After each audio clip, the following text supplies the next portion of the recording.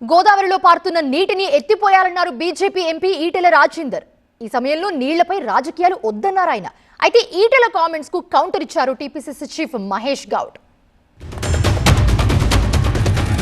చెప్పొచ్చు ఎన్డీఎస్ఏ ఈ లక్ష్మీ బరాజులో మొత్తం పూర్తి స్థాయిలో దీన్ని రీసెర్చ్ చేయకుండా, దీన్ని అధ్యయనం చేయకుండా, దీన్ని రిపేర్ చేయకుండా నీళ్లు నిలబెట్టద్దని చెప్పొచ్చు. నేను ఒక్క సుక్క కూడా నీళ్ళు నిలబెట్టాలని చెప్పట్లేదు. పోతున్న నీళ్ళు అవి, ఇప్పటికి కరువులే పోతున్న నీళ్ళు అవి. నేను చెప్తున్నట్టుగా ఆ పాయింట్కి వచ్చే పోతాయి ఆ నీళ్ళు, లో లెవెల్ పాయింట్కి వచ్చే పోతాయి నీళ్ళు, కానీ లిఫ్ట్ చేయమంటున్నాం.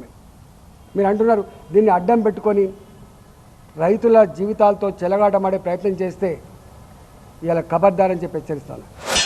కుమ్మిడి హట్టి వద్ద ప్రాజెక్టు కట్టి ఉంటే కేవలం గ్రావిటీ వల్ల ఈ రాష్ట్రానికి నీళ్ళు అందించే అవకాశం ఉన్నప్పటికీ కూడా అక్కడ కట్టకుండా దిగువకు వచ్చి కాళేశ్వరంలో కట్టినారు. తద్వారా మల్లాన్ సాగర్కి నీళ్లు రావాలంటే 10 సార్లు ఎత్తిపోయాల్సిన అవసరం ఏర్పడింది.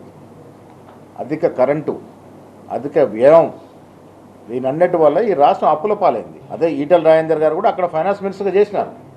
ఈ తప్పిదాలన్నీ జరిగినప్పుడు వీరు ఆ ప్రభుత్వంలో భాగస్వామ్యంలో ఉన్నారు.